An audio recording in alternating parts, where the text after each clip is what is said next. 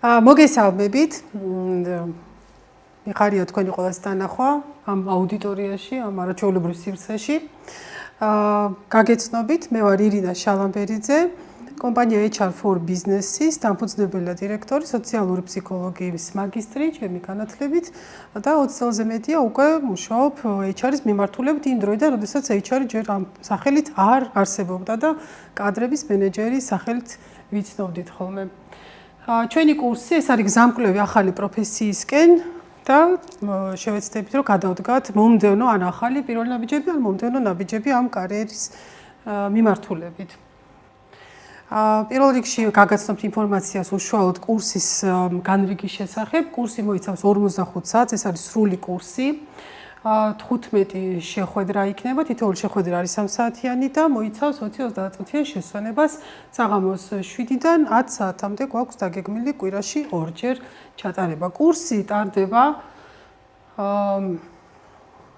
როგორც გამყარებულ თეორიულ საფუძვლებზე, ასევე დატვირთული იქნება სწავლების ინტერაქტიული მეთოდებით, რომელიც გულისხმობს როლურ თამაშებს, ჯგუფურ თამაშებს, ინდივიდუალურ სავარჯიშოებს და სხვადასხვა მეთოდებს, რომელიც გეხმარებათ, რომ ადგილზევე შეიძინოთ გარკვეული უნარები, ანუ იმ თეორიის შესაბამისი უნარები, განიმტკიცოთ ადგილზევე შეიძინოთ პრაქტიკული გამოცდილება და ყოველი შეხვედრის შემდეგ უკვე წაიღოთ, ასე ვთქვათ, სახლში გამყარებული ცოდნა გამყარებული უკვე პრაქტიკული გამოცდილებით. დღეს ძალიან პოპულარული არის HR პროფესია, რომელიც მუდმივად ტრანსფორმირდება, რომელიც ძალიან შეიცვალა თავისი საწყისი მდგომარეობიდან, ასე ვთქვათ, დღევანდელ დღემდე, რომელიც დაიწყო ადმინისტრაციული ფუნქციით და გადავიდა სტრატეგიულ როლში. და საქართველოშიც ჩვენ ძალიან გულშემატკივრობთ, რომ სტრატეგიული როლი მართლა დაიმკვიდროს HR-მა, იმისთვის რომ იყოს ეფექტური. სხვანაირად ეს პოზიცია აღარ არის ეფექტური, შეიძლება თავის დროზე საკმარისი იყო, რაც კეთდებოდა ადმინისტრაციულ, რუტინულ საოპერაციო ნაწილში დახელოვნებით, ახლა ეს ნამდვილად უკვე მოძველებული არის და თანამედროვე HR-ი მოიაზრებს გაცილებით მეტ არეალს, რომელიც უნდა აითვისოს კომპეტენციების თვალსაზრისით თითოეულმა მსურველმა HR-ში მუშაობის, ასე ვთქვათ, HR-ად გახდომა, ვისაც აქვს სურვილი. რა არის ის ძირითადი არეალი, რომელსაც მართავს HR-ი? რას მართავს HR-ი? რას აკეთებს HR-ი ორგანიზაციაში? ხო, ნებისმიერი პოზიციის წარმატება პირველ რიგში იწყება იმით, რომ კარგად გაიაზროს პირველ რიგში საკუთარი როლი. HR-ი, რომელიც სხვის როლს განსაზღვრავს, ხო, ჯერ პირველ რიგში საკუთარი როლი უნდა ესმოდეს მაქსიმალურად კარგად. და ეს არის თანამშრომლის სასიცოცხლო ციკლი, მოდი ესე ვთქვათ, ეხლა კარგი სრული თარგმანები და ტერმინები ქართულში რა თქმა უნდა ცოტა გვიჭირს ხოლმე, თუმცა ესე ითარგმნება თანამშრომლის სიცოცხლის ციკლი, რომელიც მოიცავს რამოდენიმე ეტაპს, ჩვენ ხედავთ დაფაზე, ეკრანზე, რომელიც იწყება მოზიდვა, რეკრუტირება, ონბორდინგი, შენარჩუნება და განვითარება არის ყველაზე გრძელვადიანი დროში ეტაპები, როდესაც თანამშრომელი რჩება კომპანიაში და შემდეგ რა ყოველთვის ხდება, რა თქმა უნდა, დამშვიდობება შეიძლება მოხდეს, რა თქმა უნდა, სხვადასხვა ფორმით, ყოველ შემთხვევაში იშვიათად რომ კიდაც საბოლოო ჯამში ან გარდაცვალებითაც რომ დამთავრდეს ან საპენსიო ასაკზე გასვლით, ტერმინაცია ხდება.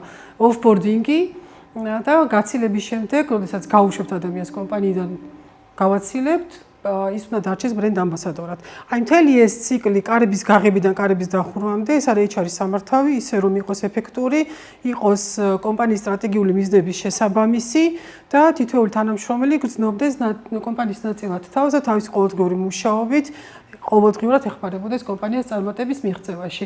აი ამას მართავს HR-ი და რა თქმა უნდა ამას ჭირდება გარკვეული კომპეტენციები თითოეული ეტაპის სწორად სამართავად.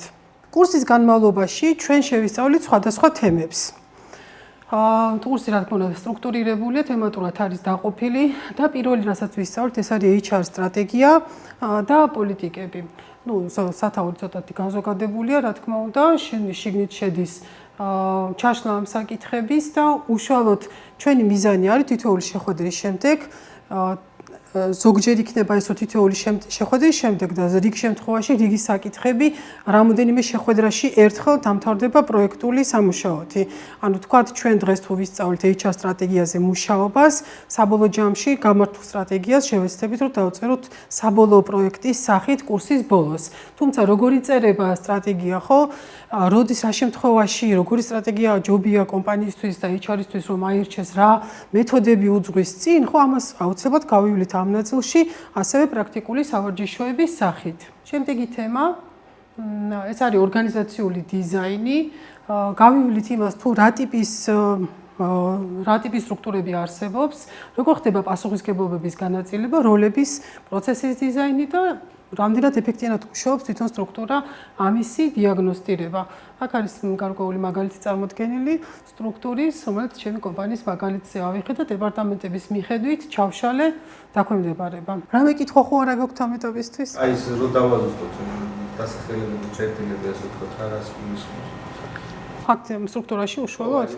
სტრუქტურაში კი ბატონო, ანუ მე ამ შემთხვევაში წარმოდგენილი ვარ როგორც ხელმძღვანელი კომპანიის და ორი ძირითადი დეპარტამენტი გამოყავ მიმართულება კომპანიაში თქვა ფუნქციონალის და მიხედვით რაც არის.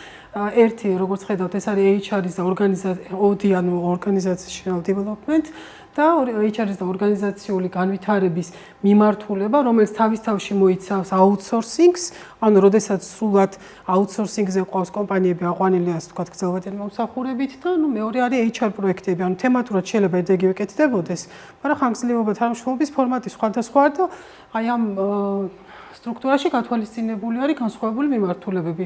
აქეთ ხარ ცალკე ვხედავთ რეკრუტირების დეპარტამენტს, სადაც ცალკე გამოყავით კიდე IT tech მიმართულება, რომელსაც ცალკე კომპეტენციები სჭირდება და შესაბამისად სხვა ტიპის ფუნქციონალით და კომპეტენციებით დატვირთული ადამიანებით არის დაკომპლექტებული.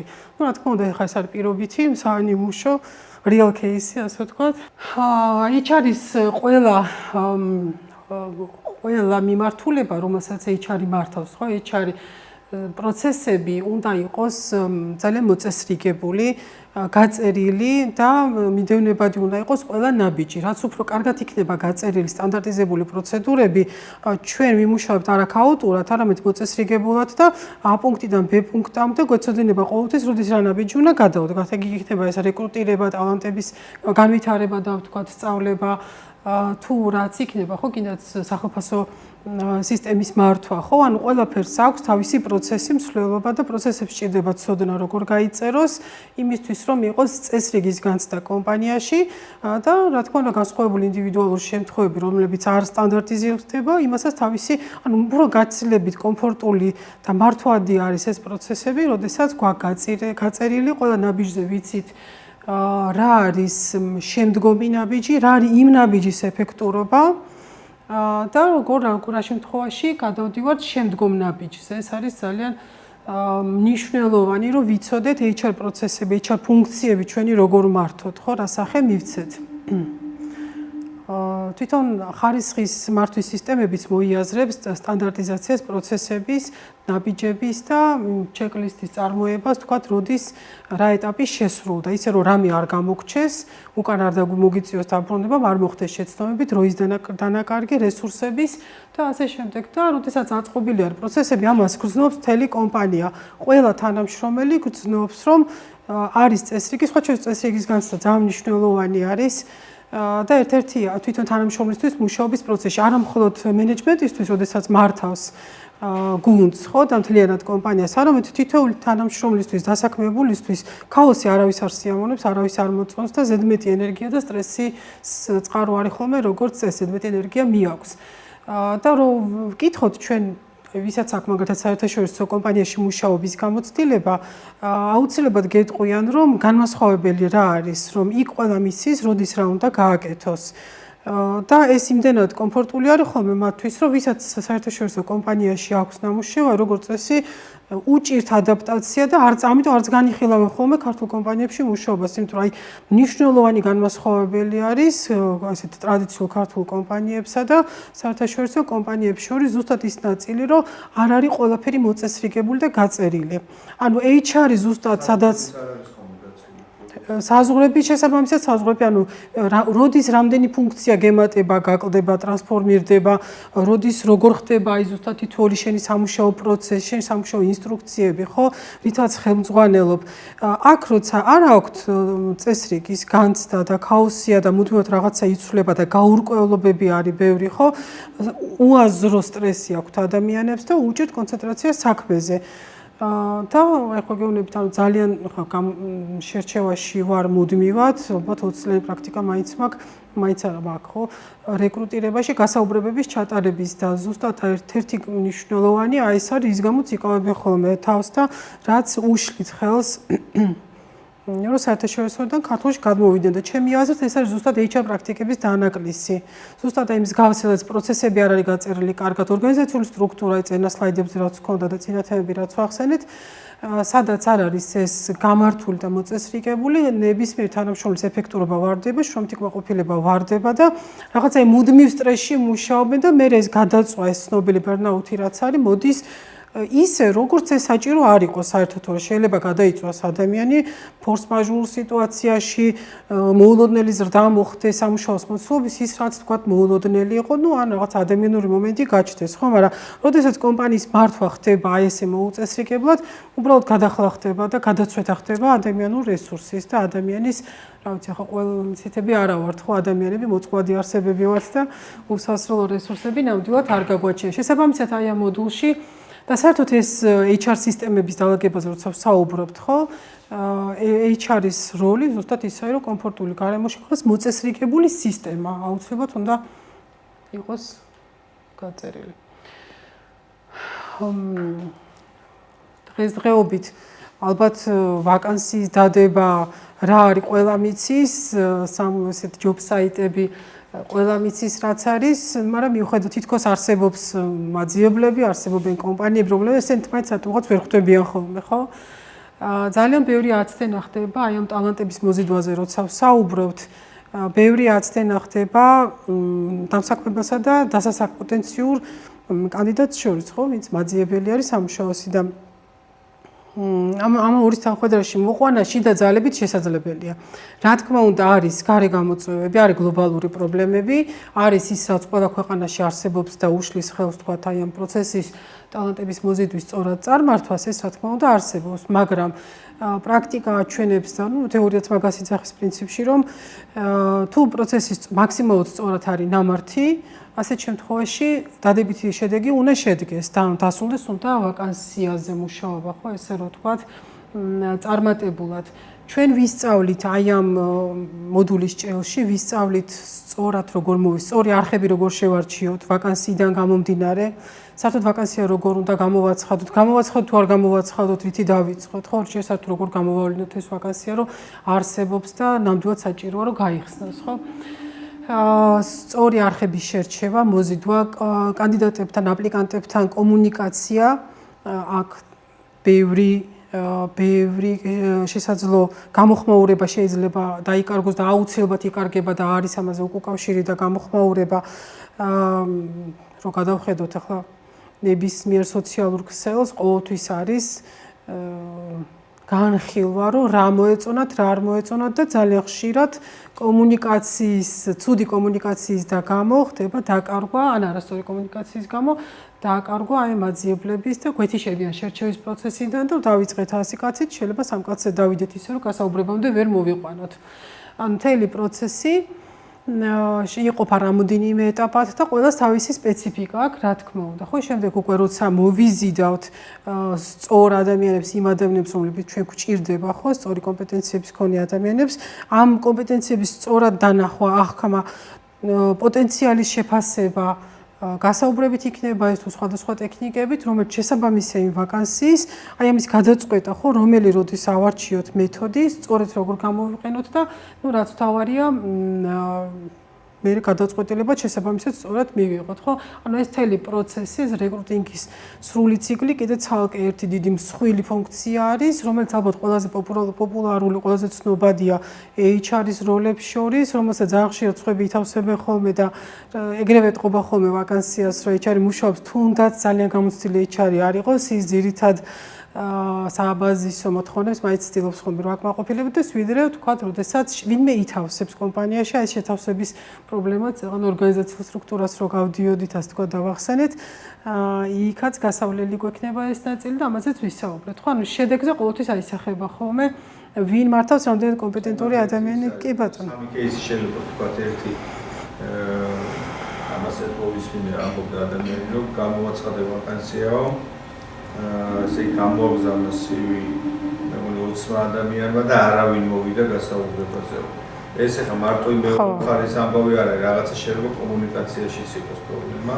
კიდე მეორე кейსი რომ ჩაატარა გასაუბრება, ბევრს შეხვდა და ყველა წავიდა ცუდის ამ სადღაც ლაპარაკეს, არ გასაუბრების მერე კომპანიის შესახებ ძალიან ცუდი რაღაც ინფორმაცია ნეგატიური გაავრცელეს. ან პირიქით, მესამე რომ ყველა წავიდა სამსახურის გარეშე, მაგრამ ძალიან დადებითად ლაპარაკეს ხო? ეს არის ხო რაღაცა ამბასადორის კი, ჩვენ რეპუტაციაზე, ვისაც შევეხებით კომპანიის სახელით, რა თქმა უნდა, ყველას ვატანთ რეპუტაცია, რა თქმა უნდა. ისმეტი არაფერი არ გინდა ვთქვა. ხო, კანდიდატის გამოცდილების ნაწილში, ზუსტად ამ ნაწილზე ვისაუბრებთ, როგორ შექმნათ დადებითი გამოცდილება, კანდიდატის დადებითი გამოცდილება, რომელიც ჩვენთან წავიდა, ჩვენგან უარი, ჩვენთან მოვიდა, ჩვენგან უარი წაიღო, მაგრამ წაიღო დადებითი ემოციები და შეფასება და შეიძლება ის სხვა დროს დაგვიბრუნდეს კიდე, სხვა დროს სხვა ვაკანსიაზე, სადაც უკვე კარგად ვითანამშრომლებთ. ამიტომ ნებისმიერი ადამიანი, რომელიც კომპანიის სახელით საუბრობს, ხო ეს ხო აპრიორი კომპანიის სახე არის, ის ქმნის კომპანიის იმიჯს და HR-ი ხო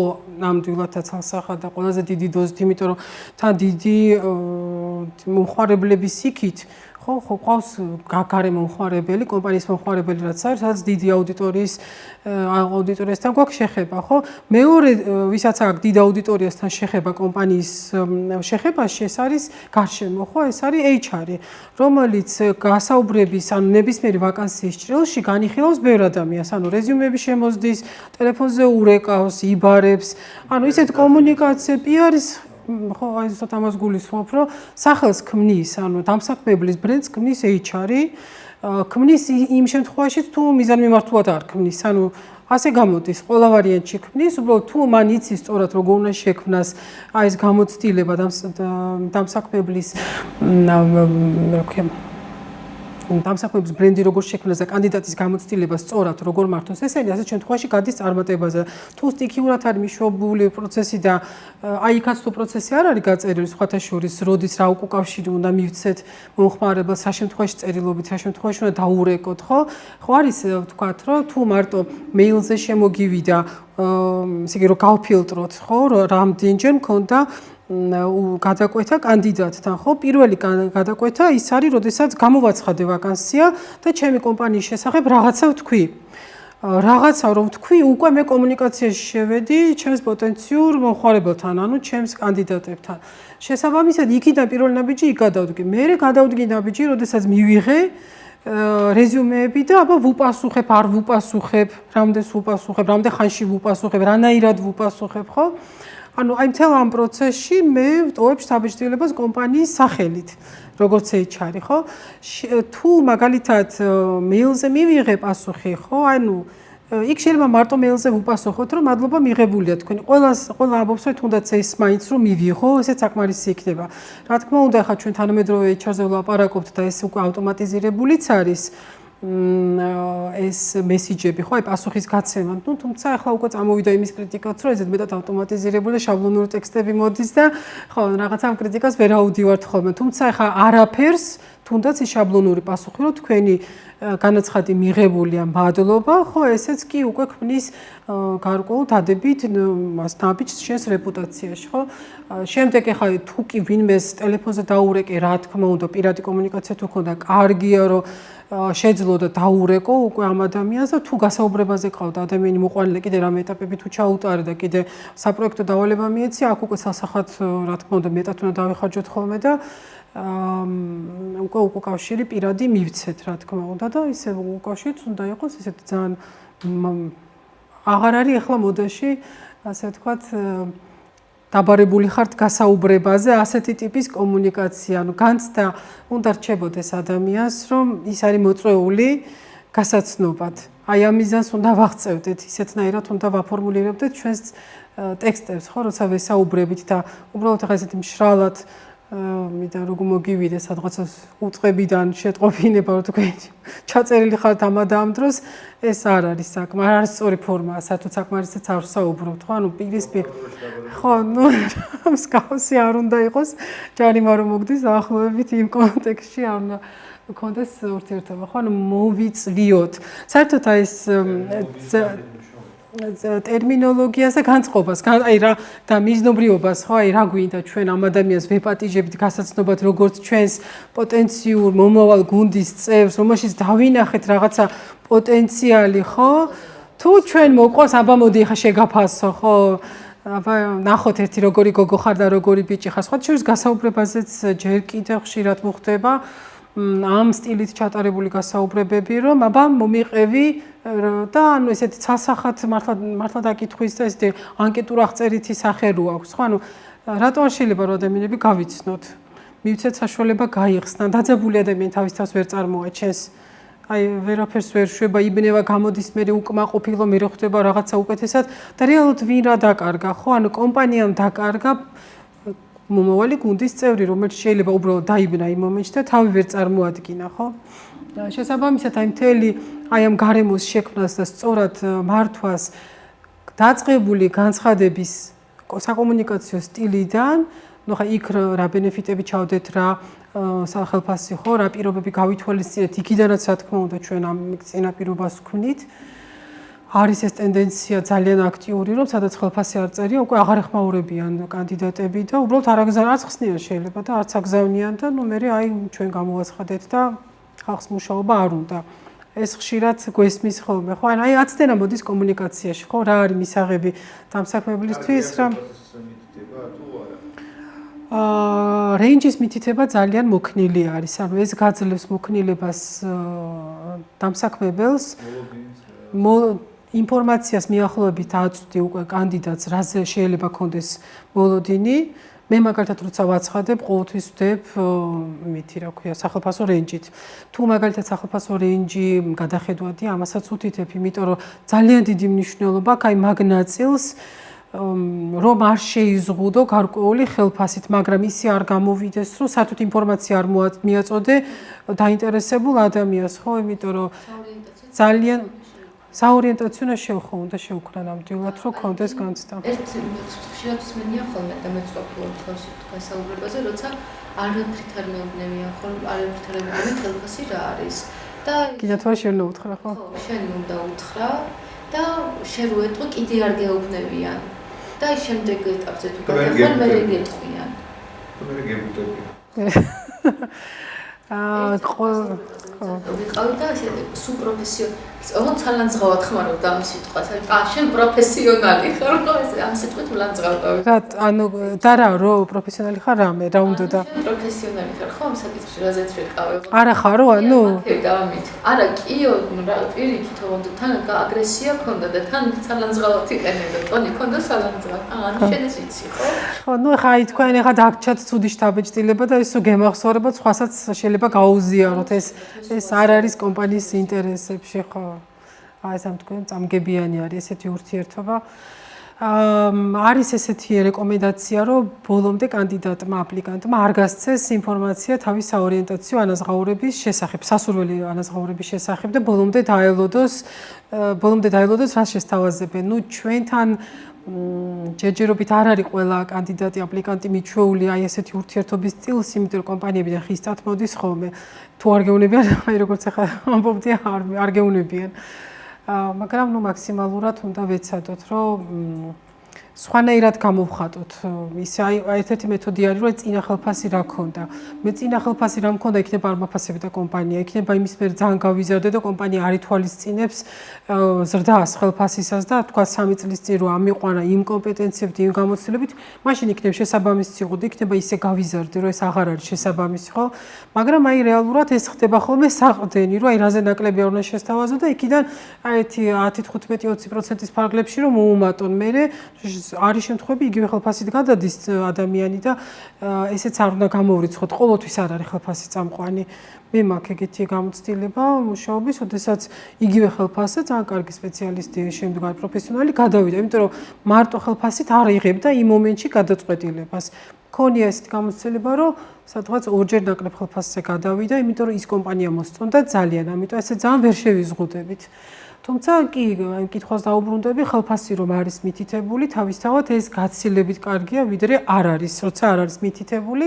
ერთადერთი მაგ დროს აი კომპანიისთვის ცოტა იკეტება რესურსების ფანჯარა გარკვეული კუთხით, რომ თვითონ როცა საზღვრავს, რომ აი ეს თანხა მაქვს, იმიტომ შეიძლება უფრო მაღალ ბიუჯეტიანები დაკარგოს. შეიძლება დაბალ ბიუჯეტიანს მეტი გადაუხადოს და აქ ცოტა ისეთი არის, აი ფრთხილად სამართავია ეს ნაწილი, რომ არც მეტი გადაიხადო, არც ისა დაკარგო და ანუ აი ეს რეინჯის მითითება ამ დროს საკმაოდ კომფორტული გამოსავალი არის ხოლმე. თუ ახლა რეინჯი რამდენში უნდა იყოს? ხო, აი ხა მაიგ უნდა მეთქვა, ნუ გააჩნია, ნახეთ რა კომპეტენციას ეძებს. ხო. მე შევხვდა ხა ბოლო დროს მაგისი აგდება ამ თემის ასე ვთქვათ, ხო, ანუ ახლა უაზრო რეინჯი არ უნდა იყოს. აი რეალურად ვთქვათ, თუ 2000 ლარი პირობითად 2000 ლარიანი კანდიდატი გინდა, ან 5000 ლარიანი, ახლა მართლა ორჯერ ნახევარზე არა იყვან ადამიანს, ანუ რაღაცა კომპეტენციას ხო იღებ, ეძებ და ელოდები და ნუ არაკომპეტენტური უბრალოდ არ გინდა. კომპანიამ წესით უნდა ატარებდეს სახელფასო მოკვლევას, ჩვენთან არ არის ეგეთი პოპულარული, არის თქვათ საბანკო სფერო ატარებს ხშირად. იშვიათად რომ თქვათ არ არის ეგეთი აქტიური პრაქტიკები, ხო? სახელფასო კვლევის თორე ყოველთვის იციან ხოლმე რა არის რეინჯი და რა კომპეტენციები მოიაზრება იმის უკან. წესით უნდა იცოდნენ. ამიტომ თქვათ რას ეძებს უნდა იცოდეს. ამიტომაც არის ზუსტად რომ ვამბობთ, რომ თვითონ უნდა გითხრას კომპანიამ, სწორად უნდა შეძლო შენი შეფასება, იმან იცის ბაზარზე რა ხელფასები არის და ვის რამდენი უნდა შესთავაზოს. ნუ გარკვეული ესე თქვათ მოლაპარაკების ადგილი ყოველთვის რჩება ხოლმე, ხო? ესეც არის ხოლმე. სეკი ტალანტების მოზიდვა, როგორც ყველაზე დიდი მსუყელოკმა წაიღო დიდი დრო შესაბამისად და ანუ ამაზე ცოტას ვერ ვისაუბრებთ. აი ესე რო ავიღოთ, ახლა HR-ის ეფექტურობა რაში გამოიხატება ხოლმე, თუნდაც არ ვიცოდეთ HR ანალიტიკა, ხო, რეკრუტინგის, თქვათ KPI-ები რა არის და მეტრიკები, ისედაც აი თვალითაც ყოველდღიურ ცხოვრებაში მივხვდებით, რომ ვაკანსიაზე მუშაობა და შევსება ვაკანსიის, აი რეკრუტინგი, ხო, არის ერთ-ერთი ძირითადი და წამყვანი ფუნქცია HR-ის. ანუ რაც არ უნდა შენ კარგ თუ თქვა ტრენერიც ხარ, ტრენინგებს ატარებდი, ან სწავლების პროგრამები ქონდეს კარგად შემუშავებული კომპანიის მიზნებიდან გამომდინარე სტრატეგია გაქვს არაჩვეულებრივად დაწერილი, job description-ები, ხო, აი სამუშაო აღწერილები ისე კარგად გაქვს სტრუქტურა მოწესრიგებული, მაგრამ ვაკანსია გივარდება, ასე ვთქვათ, ხო, ანუ ვერ ავსებ, ანუ ხალხი თუ არ აყავს იმ სისტემებს ვერ აამუშავებ და საკვანძო კომპეტენცია შეიძლება ვთქვათ, რომ ვაღიაროთ, რომ არის შევსება სამუშაო, ისი რა ქვია, ვაკანტური პოზიციების, სწორი ადამიანებით, სწორი რაოდენობით, აი წამყვანი როლი, ფუნქცია HR-ის ნამდვილად არის ეს ახლა, როდესაც ვერ იხურება კომპანიაში ვაკანსიები, ეს არის ძალიან თვალსაჩინო, ჩერდება განყოფილებები, მართლა პირდაპირ გაგებით ჩერდება ხოლმე, შეიძლება მთელი განყოფილება გაჩერდეს, შეიძლება რაღაცა ერთი ფუნქცია გაჩერდეს, ან ისე გადაიტვირთოს სხვა, იმიტომ რომ აქ ვაკანსია არის და ძალიან აწვება კომპანიის თანამშრომლებსაც აწვება და თვითონ კომპანიის სამუშაო პროცესს საერთო ჯამში ძალიან აწვება, თუ ვაკანსიების დახურვაში აქვს HR-ს პრობლემა. და შესაბამისად ამის სწორად ამენეჯმენტება, აი გადამწყვეტი სასიცოცხლო მნიშვნელობა კომპანიისთვის. ხო, ნახეთ აი onboarding-ი არის ერთ-ერთი ესეთი თემა, რომელიც მე ვფიქრობ, რომ ჯერჯერობით მაინც კარგად არ არის საქართველოში ათვისებული. არ აქვს ამას ესეთი სისტემური, სისტემატიზირებული, უბრალოდ სტანდარტიზებული სახე, რომ აი ახლა მე მაქვს onboarding-ი, გასაწერი მაქვს, დასანერგი მაქვს, მე თქვათ მისადევნებელი მაქვს თვალი, რომ სწორედ მიდის თუ არა. იმიტომ რომ როგორც წესი ანუ კი რა თქმა უნდა არის კომპანიების რიგი, სადაც კარგად ტარდება ეს და დავანებებ ხა მათ გათავს არ შევეხები, მაგრამ მასაში არ არის და რას ვაწყდებით ხოლმე, რომ მოხვედი, პირველი სამუშაო დღე გაქვს, აგერ კომპიუტერი, დაჯექი იმუშავე. თუ მოგცეს პირველ დღეს კომპიუტერი, ეგ უკვე კაია. არის ესეთი რაღაცებიც სამწუხაროდ ხდება და ანუ იმხელა სტრესი არის ეს რომ შეიძლება ადამიანი ადგეს პირველივე სამუშაო დღის მერე და წავიდეს და აღარ მოტრიალდეს. ანუ მთელი ის რეკრუტინგის პროცესი რაც გავიარეთ, რომ საკმაოდ შრომატევადი იყო, თანხაშიც რო გადავიყვანოთ, ხო? პირდაპირ და ირიბი ხარჯები რაც რეკრუტინგზე მიდის შერჩევაზე, მოზიდვაზე, შერჩევაზე, ხო? საკმაოდ დიდი არის, მით უმეტეს თუ გაჩერებულია კიდე, ხო, მაშინ ირიბ ხარჯებში კიდე მეტი გვაქვს, თუ უკვე წასული იყო. ადამიანი იმ პოზიციიდან და ვაკანტური იყო, ხო? შესაბამისად ონბორდინგის ეფექტურობაზე დგას ნამდვილად ჩახურვა ვაკანსიის, რომ მართლა მესამე დღეს ან პირველივე დღეს არ წავიდეს და თავიდან მოსაძებნი არ გაგიხდეს ის ანთლი დაძებარ და ესეთი შერჩეული ადამიანი, ანუ მიდის ის, ვინც გაიმარჯვა, ანუ საუკეთესო მიდის, ესე გამოდის, რომ ამ პროცესში თქვა 50 კაცი იყო, ვინც გამოგეხმაურა, ხო და ნუ დავამთავრეთ ერთი ოფერტ, ერთი ადამიანი ავიყვანეთ. ანუ აი ამ ხელაზე დაწინაურებული 50 კაციდან მოგეწონა ბოლოს და ბოლოს თქვენ ერთმანეთს შეთანხმდით და მოვიდა და იმიტომ რომ პირველ დღეს არ იცოდი რა გაკეთებინა ამ ადამიანის როგორ დახვედროდი რა სიტუაცია რა გარემო დაგეხვედრებინა ეს ადამიანი უბრალოდ შეიძლება იმ დღესვე დაკარგო, შეიძლება მალე დაკარგო, შეიძლება 1 თვის, 3 თვის ჭრილში დაკარგო. შეიძლება ის არ წავიდეს, მაგრამ იმდენად არასწორად მართო ეს პროცესი და მისი სწავლება მხარდაჭერა, აი მენტორი არ მიუჩინო, ხო არ მოიკითხო რა შედეგები, აი ეს არ მართო კარგად, რომ შენ თვითონ მოგიწიოს მასთან დამშვიდობება, ანუ ადამიანმა ვერ გამოავლინა თავის რესურსები, ვერ იმუშავა, ყველას სჭირდება ინდივიდუალური მიდგომა, რა თქმა უნდა და გაწერილი პროგრამა, ეს არის აუცილებელი. ამაზე დგას რეკრუტინგის წარმატება. რეკრუტინგი თუ არ არის წარმატებული, ანუ ნახეთ თუ მუდმივად მე ასაყვანი მყავს ახალ ადამიანი, ვერც ერთ HR სისტემას ვერ ვნერგავ. იმიტომ რომ ადამიანი არ ამყავს ერთი და იგივე, რომელსაც არ ვასწავლებ, ეს სწავლებაზე გადავიყვანო. ან 100 რო აკეთებს კარგად, აი ეს B როგორ გააკეთოს და C და განვითარდეს და მე დაწინაურებაზე ხო აღარ მაქვს ლაპარაკი. ადამიანი არ აკყავს, ადამიანი უნდა ყავდეს ერთი და იგივე გარკვეული პერიოდის მანძილზე, რომ დანარჩენი HR სისტემებიც განავითარო და ონბორდინგი არის გასაღები ამ შემთხვევაში აი ამ წარმატების, რომელიც ცოტა უყურადღებოთ, ცოტა არა საკმაოდ უყურადღებოთ არის დარჩენილი, დღევანდელ პრაქტიკებს თუ გადავხედავთ და როდის იმ კომპანიებში, სადაც ონბორდინგი გაუმართავთ, არ იყო გამართული, დაამკვიდრეს და გამართეს, რამდენადაც მაგ ნანახის სტატისტიკა და სხვადასხვა кейსები 30%-ზე მეტად პლუსით, ხო? ხდება შენარჩუნება თანამშრომლის და შეწყვეტით არ თავდება არც ერთი მხრიდან. ანუ მნიშვნელოვანი და ეფექტური საფეხური არის HR-ში, თანამშრომლის სასიცოცხლო ციკლში. შესრულებული სამუშაოს მართვა. ის რომ მოვიყვანე ადამიანი, რომელიც მომწონს, რომელსაც მეც მოვწონთ ვარ კომპანიაში, ხო როგორც კომპანია, მოვიდა, ვასწავლე რას ნიშნავს, ანუ შეიძლება ხა მაღალი დონის პროფესიონალი მოიყვანო, მაგრამ შენი სპეციფიკა გადაეცი, ხო? ამ სხვადასხვა დონის ადამიანები გჭირდება ხოლმე. სამუშაო კომპეტენციების კუთხით და აი ესეთ кейს გაგიზიარებთ. ეხლა გამახსენდა, მყავდა ერთ-ერთ კომპანიაში ერთი განყოფილება, რამოდენიმე ახალგაზრდა ბიჭი მუშაობს. და მუშაობენ ერთ-იგივე პოზიციაზე. იმ წუთში აქვთ ერთ-იგივე ხელფასი და ერთი მეუბნება, რომ იცი რა, მე რომ მუშაობ უფრო სწრაფად, უფრო ზუსტად და დრო რომ რჩება, მასაც ვეხმარები. მე იგივე ხელფასი რატომ აქვს? ხო, ანუ ამ ადამიანთან ჩვენ რას ვიგებთ, რომ ხელფასით და შეიძლება პოზიციით, იმიტომ რომ ჩვენ შეგვიძლია შემოვიღოთ რანგები პოზიციის, ხო? ის უკვე გძნობს, რომ უსამართლო პირობებში არის. ანუ ის თანასწორობა რაც აქვს, ის თანასწორობა აღარ უნდა გქონდეს, უნდა იკვეთებოდეს უკეთესად, ხო? თანასწორად ყოფნა ხო დადებითი რაღაცა არის, მაგრამ როდესაც ეს უსამართლო არის ეს თანასწორობა და გაკნინებს შენ და გიწევს მეტი მუშაობა, უკეთესად მუშაობა და აღიარებითი ნაწილი არ აქვს, ნუ მაშინ ეს თანასწორობა უკვე უარყოფითი მოვლენა არის და გააჟღერა ადამიანმა ესეთი მართალი იყო, რა თქმა უნდა.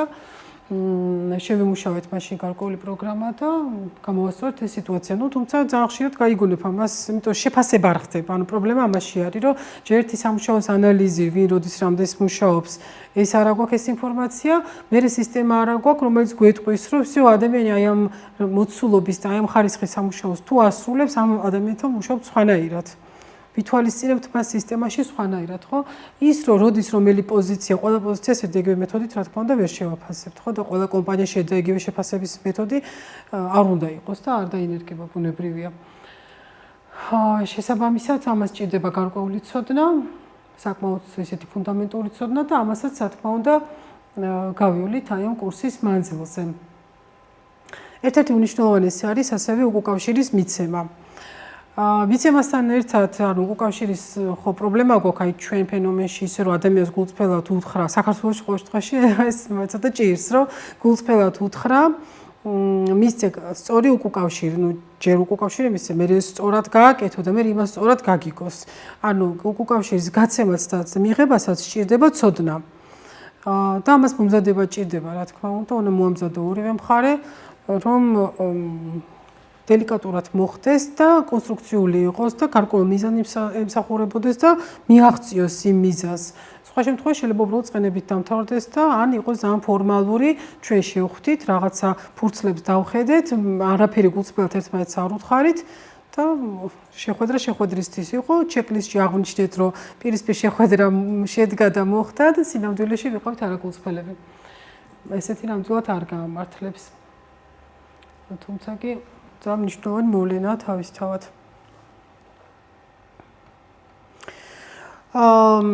იყო დრო ტრენინგები ისეთი იყო ჩვენთან და გეხვეწა, რომ ტრენინგი შეეძინა კომპანიას, ხო? ან გაეშვი ტრენინგზე შენს დამსაქმებელს და შესაბამისად არ იყო ესეთ პოპულარული. დღეს ძალიან პოპულარულია ტრენინგები. აი ძალიან კომპანიებიც თავს იწონებენ ხოლმე, რომ აი მე ჩემ თანამშრომლებს ტრენინგებზე ვუშვებ და აი ვასწავლი და ასე შემდეგ. ზოგჯერ ფორსირებულად ვასწავლი, ანუ საერთოდ არ უნდა თანამშრომლს ტრენინგზე წასვლა. არაფერში იმის საჭიროებას ვერ ხედავს, მაგრამ ჩვენ მას ვუშვებთ ტრენინგზე და ვეუბნებით, რომ შენ ეს უნდა გაიარო. ანუ ის რაც 30-35 წელია ხო, რაც საქართველოს ბიზნეს სექტორი ვითარდება, ჯერ რაღაცები საერთოდ არ ქონდა, მე მივიღეთ მახინჯი პრაქტიკები, ეხლა ვცდილობთ დავინახოთ კარგი პრაქტიკები რომელია და ის პრაქტიკები ავითვისოთ. ძალიან ბევრჯერ მინახავს ტრენინგზე, რომ მიდის ადამიანი და არ უნდა ეს ტრენინგი და იძულებულია წავიდეს. ძართული არ ვცე ესე დროს არაფერი არ მოაქვს უკან თანამშრომლს, მაგრამ ესეც იმიტომ ხდება, რომ არასწორად ხდება გამოვლენა, ვინ რა ტრენინგი უნდა გაიაროს. არის ზოგჯერ პირიქით თანამშრომლს უნდა რაღაცა კონკრეტული ტრენინგი, სგავლა, რაღაცა ცოდნის მიღება, რომელიც არაფერ შუაში არ არის კომპანიის ინტერესებთან.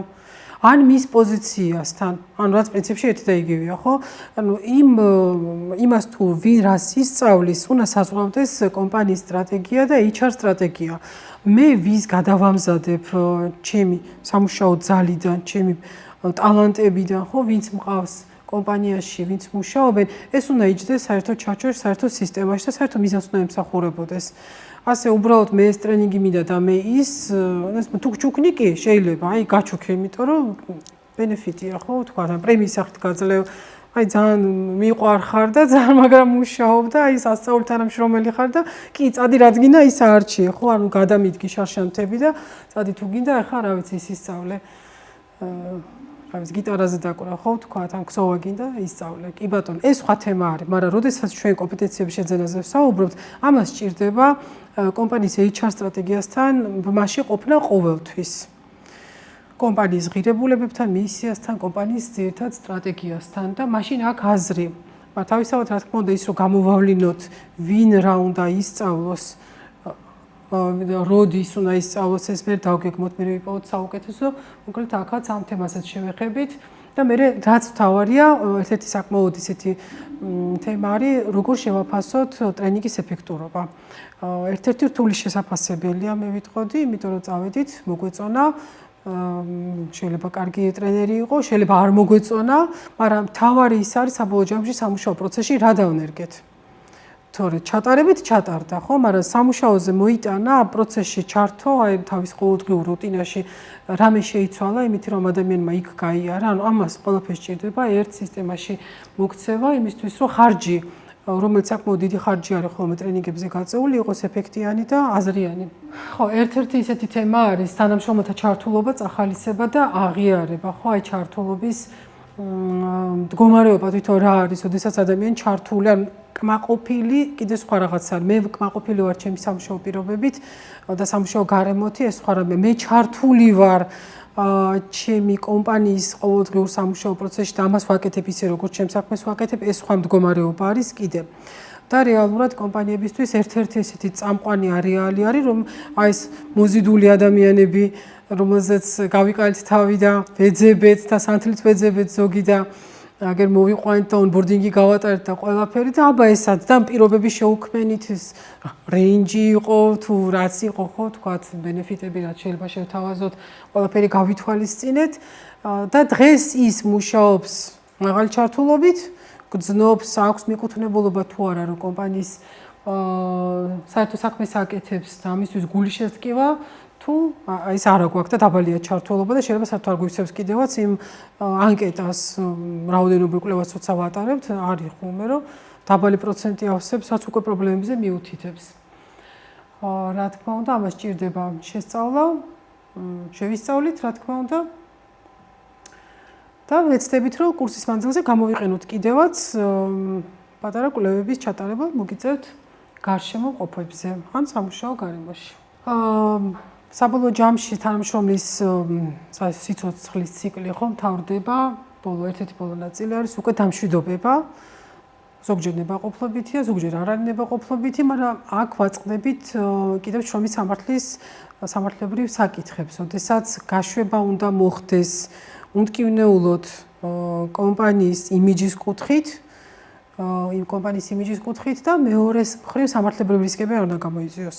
როდის როგორ რა შემთხვევაში როგორ უნდა ვმართოთ ისე რომ არ იურისტთან როგორ უნდა გქონდეს კომუნიკაცია, ხო? მას ძალიან დიდი მნიშვნელობა აქვს დროულ კომუნიკაციას და საერთოდ იურისტის და HR-ის ტანდემი ამ შემთხვევაში ძალიან მნიშვნელოვანი არის და დროულად ჩართული მხარეები თუ პრობლემური кейსი არის. თუ ეს არის უბრალოდ ბედნიერი ადამიანი მიდის და გვემშვიდობება თვითონაც ბედნიერი და კარგ ურთიერთობებს ვინარჩუნებს უკეთეს შესაძლებლობებისთვის საკუთარი ბიზნესი ხო რა შემთხვევაში რა თქმა უნდა ესეთი кейსები არ იჩენს ხოლმე თავს. თუმცა მშვიდობები ჩემ კომპანიას და ჩემი ცხოვრების უბედნიერეს წიებია გავა. კარებს რო გამოიხურავს და მე ეს წავედი. სულ ხოლმე დედას აგინებს. ნუ ახლა იცი რა არის თუ ინფორმით მოახერხა ადამიანმა წასვლა რომ დადებითი კომუნიკაცია შეინარჩუნა მაინც ყველაფერი დაკარგული არ იყო იმ შემთხვევაში. აი რაღაცა გავიზარდე და ეხლა რაღაც ახალი გამოწვევები მომდა რაღაცა ხობა ზროებერება ყველას და ფენს გარეშე ცხოვრება როგორ იქნება.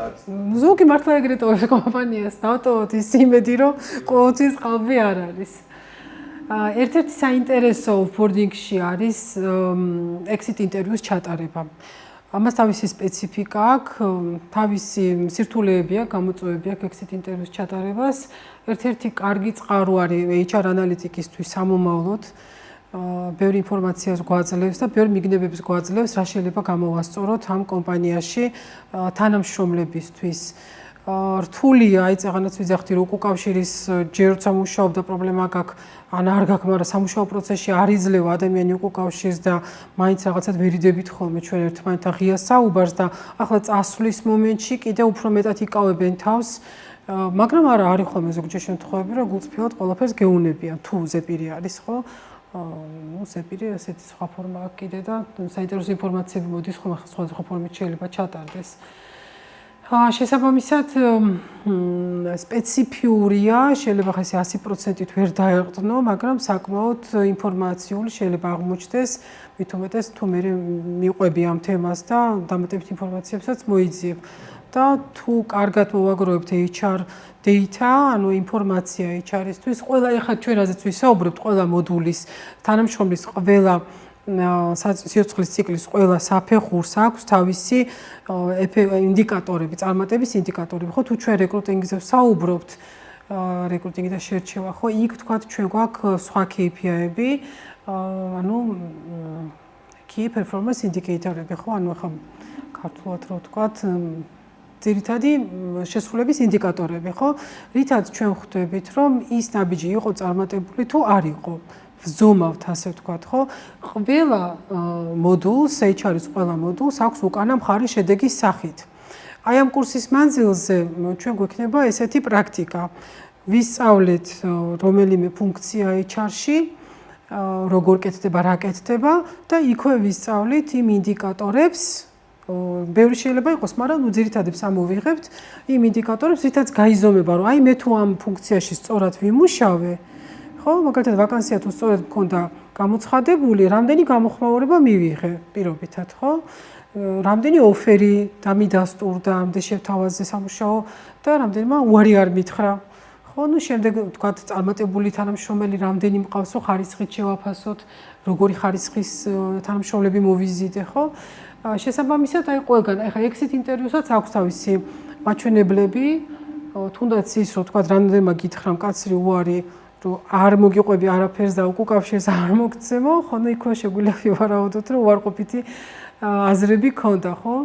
ნუ ამ ეგ შეგვიძლია ცალკე აღვიძხოთ. ყველა ეტაპს ეს მინდოდა რომ მეთქვა, გავივლით აი ამ ინდიკატორებთან ერთად, რომელიც საერთო ჯამში ეს არის დიდი HR მონაცემების ნაწილი, რომელიც იკვრება მერე და მონაცემებზე დაფუძნებულ სტრატეგიულ გადაწყვეტილებების მიღებაში გვეხმარება. თუნდაც ის რომ უკვე ბოლო მომენტში, როდესაც გავუშვით ადამიანი, გავაცილეთ კომპანიიდან, მისგან მიღებული ინფორმაციაც მერე გვეხმარება, რომ მოუტრიალდეთ ჩვენს HR სტრატეგიას და დავფიქრდეთ, რომ რომელიმე არეალი ფუნქციონალი ხომ არა მაქვს გადასახედი თუ დამიგროვდა, რა თქმა უნდა, ამ exit ინტერვიუების შედეგად ერთი და იგივე თემები, საკითხები, რომელიც არის დასამუშავებელი. მე დავასრულე, დიდი მადლობა ყურადღებისთვის.